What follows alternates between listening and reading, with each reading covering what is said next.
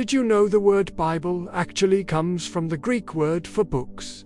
And that's exactly what it is, a collection of 66 books, all telling one big story.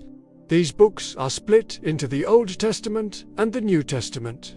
If you break it down even further, you get 1,189 chapters and over 31,000 verses. What's really incredible is that the Bible was written by about 40 different authors over a massive 1,500-year span.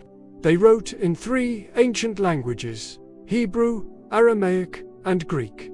But even with all those authors, languages, and centuries, the Bible shares one single, powerful message. God loves humanity and offers salvation through Jesus Christ.